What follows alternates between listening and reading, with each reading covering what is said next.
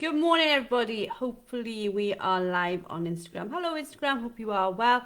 And hopefully, we are live on Facebook. If you can see me in both, can you give me a wave or thumbs up so that before we get started, I know we are all here and that you are able to hear and see me. Hi, Hannah. How are you? We are going to get ready for our last pre-challenge live.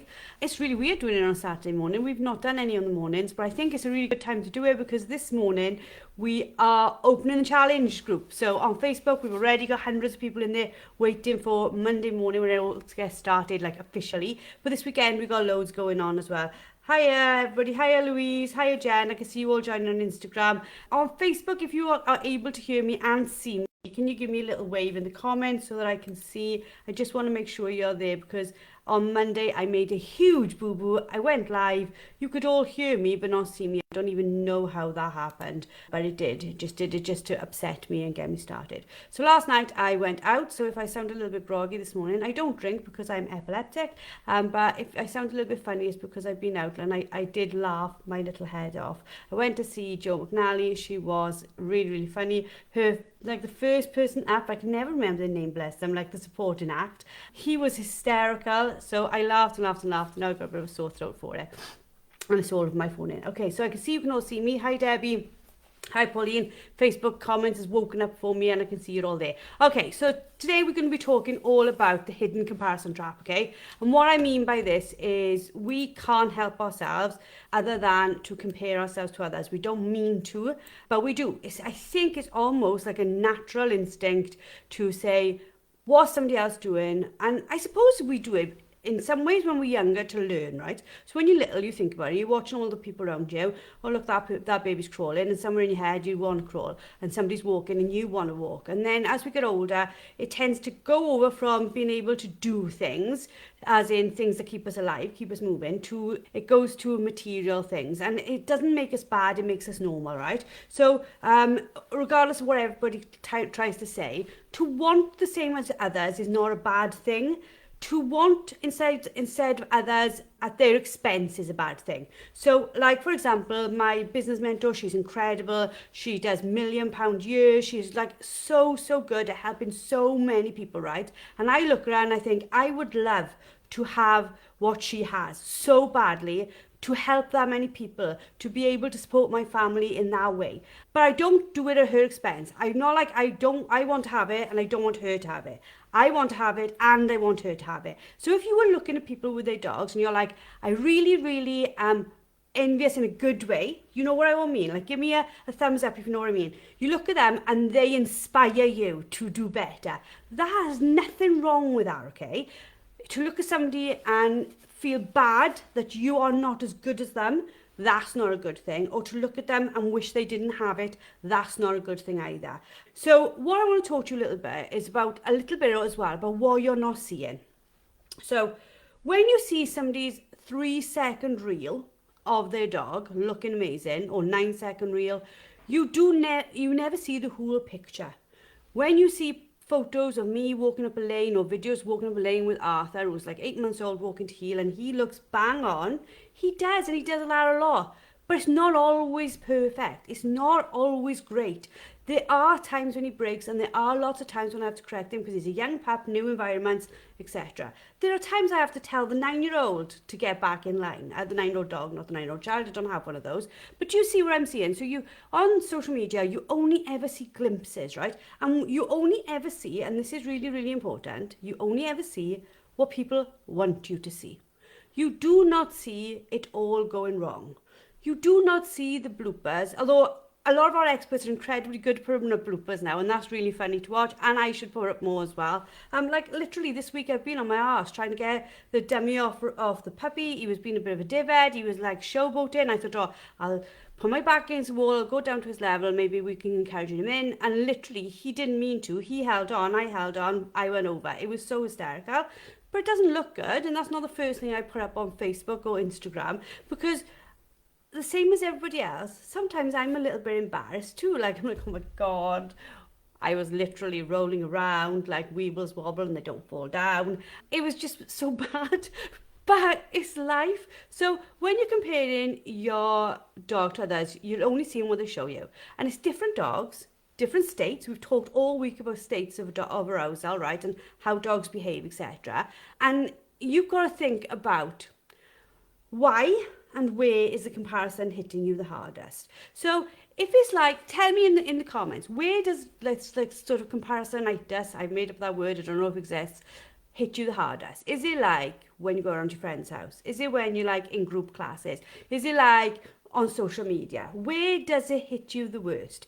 Is it like, oh God, look at that person? Like for me, I think probably the time it hits me the hardest isn't social media, because I know the game and I know people only put up what they want me to see. I think it hits me the hardest in the face-to-face environment. Like when I've like said the dog's really good at something, I'll tell you all a really quick story. I literally took my other dog to training and the person said to me, does the dog, is he steady? Like, is he steady off the lead when I throw the dummy? And I went, yeah, he's fine. And they threw the dummy and my dog ran straight in and he was like, the answer to that was no. And I was like, oh, the answer to that probably was no. I hadn't allowed for the fact we were in a new environment. I hadn't been allowed for the fact that we were surrounded by his dogs and him in his environment. I hadn't allowed for all of that stuff. So the answer wasn't no. My dog was steady.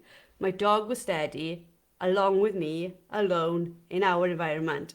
That was the caveat that I didn't know I needed to add on. So for me, that's when it hits me the hardest, I think. And when I see then their dogs being so perfect, I'm looking at it and I'm so envious. And not in a bad way, like I said. I wouldn't want it not for them. I just want to be as good as them, yeah? When I see social media of other puppies the same age as my puppy who are settling in the living room or having walks that aren't unhinged. Lucy, again, they only show you the 2 minutes. Like, none of us sit and watch a 5-hour, like, reel of somebody sitting in their living room with that pup. I'm telling you those pups broke. I'm telling you those pups didn't do that perfectly. We only see what they show us that they want to see. And I think it's sometimes worse. And I'm not going to like smash the dog training world, but if they only ever put up the right stuff, the perfect stuff, it looks like their dogs are only like that. And that's not a true representation of what it is, right? It's a little bit like, I don't know, you buy a sports car and you've been watching all the sports car things and then you take it out and it isn't actually that good. Or all the people who buy a brand new car and then in the first month they're back in the garage because they got problems with it. Like, you only see what they want you to see, and that's the good side, but also the bad side of marketing. Loads of you are saying definitely face-to-face is when it hits you the worst, yeah. Debbie, it's time to do classes when the others do perfectly, mine doesn't do it. Definitely face-to-face and in little rural communities where I live. That's totally understandable. Especially if all your friends have been in the game longer or their dogs are better trained, right? Because if they are like that, then you tend to be a little bit like, oh my God, I am like the bottom of this pack. It's like being back in school a little bit, isn't it? And like, give me some thumbs up or school or whatever you want to give me for that. But it is that whole feeling of, oh my God, I'm the stupidest one in the class. Like, and nobody wants to be there. But remember now, you cannot compare your chapter 1 to somebody else's chapter 10. I was having this conversation yesterday with my daughter. She's 24. She's got an incredible membership. She helps loads and loads of people who've got dog businesses with their social media. And she sees where I am and she wants to be there. And she sees the people that I bother with and she sees where they are and she wants to be there. And I love the fact that she wants to do that, right? And I know she'll get it. She gives herself no break for the fact that she is 24.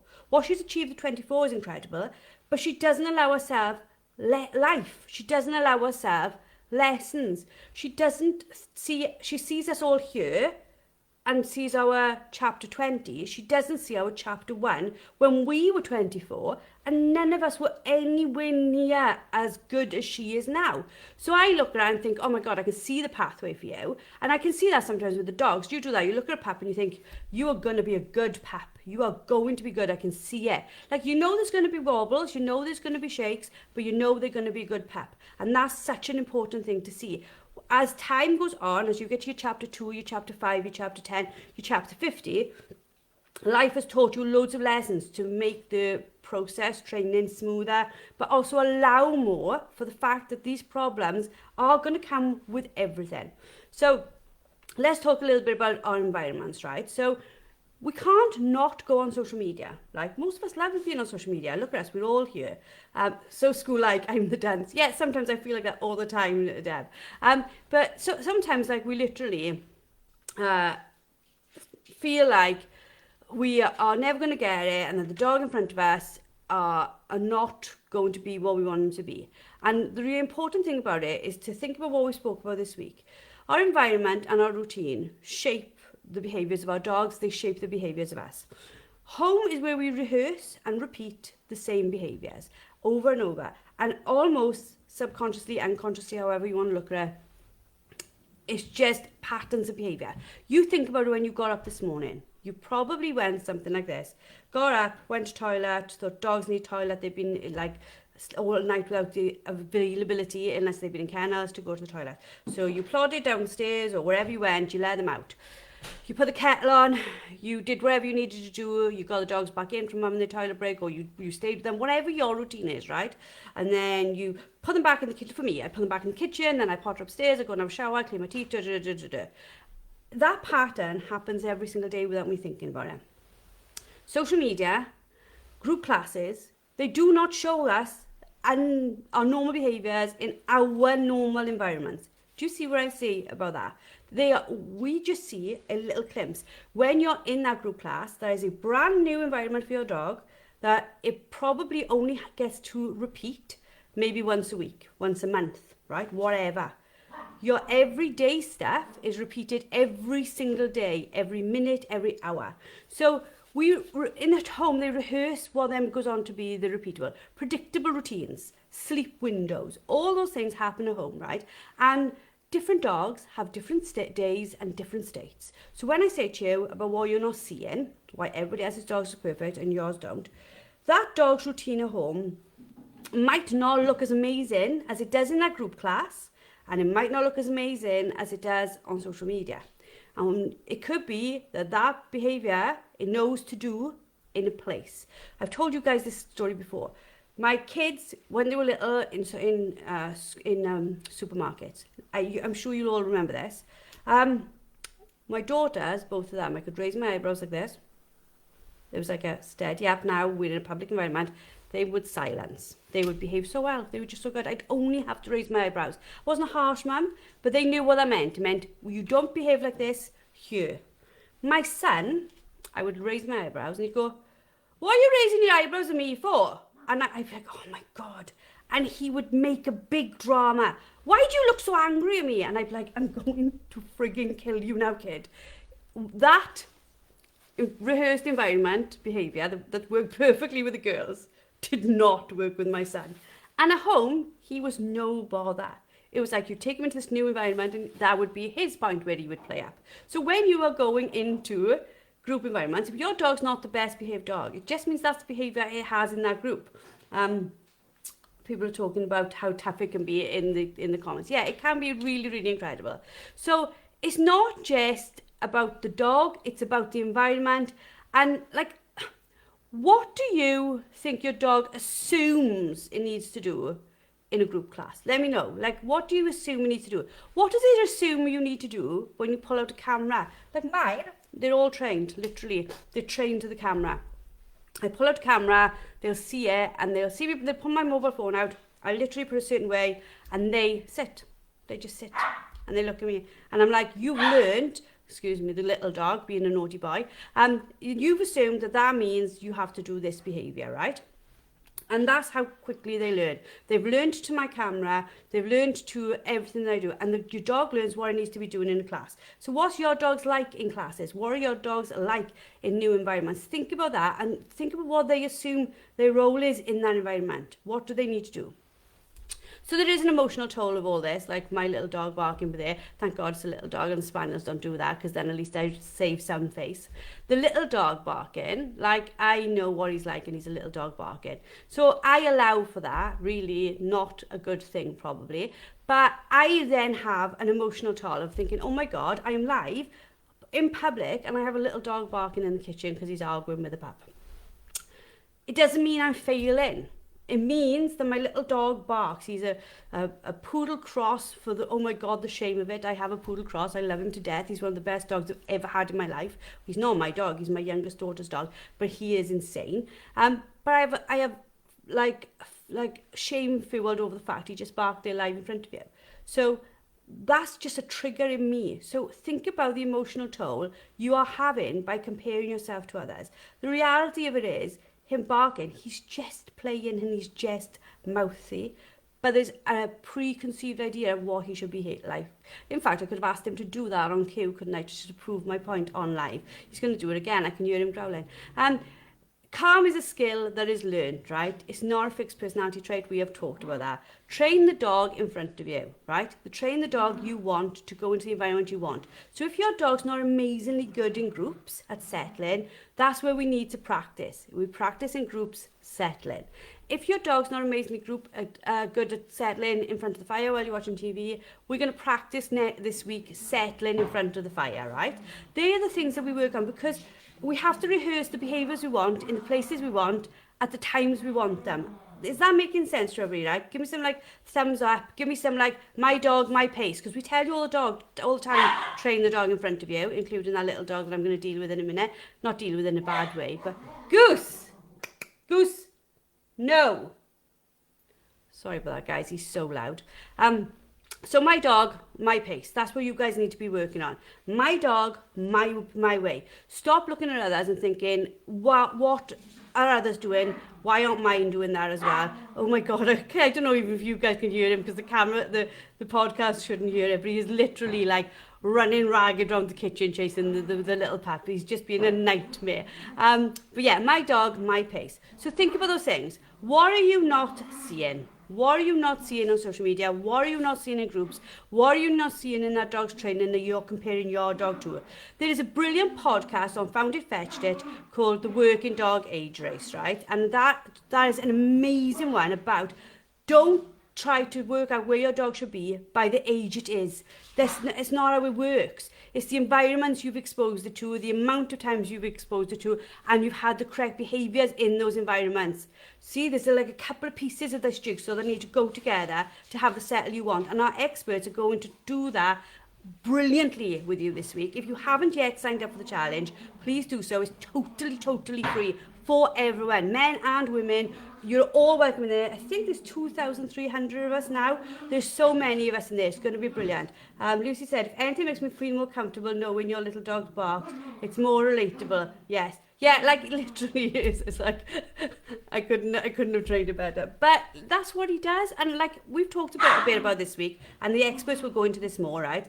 But it's about genetics and evolution. Like, he's a poodle cross, Bichon Frise, we think, right? Like, he was meant to be a full poodle. He is not a full poodle. No way. And he, like, when you look at different behaviours from different breeds, he exhibits them all to us. So when he barks, like I say to him there now, Goose, enough, right? Like, that's enough. But I also know who he is and what he's about. Like, you will never stop that dog barking. You won't. You can ask him to stop and he'll quiet down for a bit. But that's not who he is. It's in his genetics to be like that. I can never be the person who tries to go to any length to correct that dog's normal behaviour. Because in my head, he's just chatty. If being chatty was a bad thing, people would have to spend their entire life trying to correct me because I don't shut up. Like, literally, my kids pretty much don't shut up. They like talking, they like being chatty. We're quite a loud family, so it's not really a shock that we've got a loud dog. I'm just lucky in the fact the Spaniels don't do it. But saying that, if they actually did do it, then we look at that, don't we? It's not in their genetic makeup to be barkers. So why are they doing it? What's the environment? Okay, my Norman gets door focus and I can't get him to concentrate on me. We'll work on that in this challenge this week, Harrison. You can do it. I absolutely know you can do it. It's actually really reassuring hearing your dog who is clearly playing. It proves everything you're saying. Yeah, it's Saturday morning, they're all chilled, and they are thinking, like, let's just have some fun. I have a pup. The pup likes to play, the little terrier likes to play. The older spaniel doesn't play with him as well, so he's a little bit like, go away. So the two little ones together, 2-year-old and a 7-month-old, they have a whale of a time. Right, where did I go? 'Cause this is not about my dogs. This is about you guys knowing what to expect from the challenge. The challenge Facebook group is open this morning. Hundreds are already joining. If you've signed up, make sure you check your emails. The link to get into that challenge group on Facebook is there. If you're a society member, you already have automatic access to everything. It's one of your VIP perks. You'll have VIP perks to access to all the training this week. Everything's all there in for you. Once you're inside the challenge group, introduce yourself, introduce your dogs. I've been reading some of them this morning. You are going to be around kindred spirits, like loads of people being really brutally honest in a lovely, lovely way about the challenges they're facing with the dogs. And the fact that you are all coming in really feeling comfortable about sharing the challenges you're facing makes me think that these 5 lives were without a doubt worth it, because you all know who you're coming into, the people you're coming into, the support you're going to get. We are not judging you. There is no judgment here. We have no time for it, right? There is no keyboard warrior here. There is no time for it. What is time for is helping you to get to where you want to go with the dog that's in front of you. Loads of people have got the all access pass. You've purchased that. That's an additional extra £17. It means after the challenge, everything we do in the challenge, as in lives, as in training, as in tasks, you have access to for life, right? They put into a course for you. That course is now open so that you can go and check out like where it's going to live as the days go on. And I've also put these pre-call lives in there to show you how the modules work, so you can see how it's all going to flow. So it's all lovely, all set up for you. That's all for this morning from me. I hope that's helped. Please do not compare your dogs to others. Every single dog is different, just like every person is. You are going at the right speed for you in the story you are in with the dog that is in front of you. And that is all you can do. And we could not ask for more. So if you're in the challenge, type challenge in the comments so I know whether you are in. If you have any questions, I'm by my desk pretty much all this morning, making sure everybody gets in the challenge right and make sure you're all right. And if there's any questions, ask me on Facebook, ask me on email. I'm here for you. And we'll get started Monday morning, 6 a.m. with your first lovely task. Speak to you all soon. Have a fabulous weekend. And that's all for me for now. Speak to you soon. Goodbye.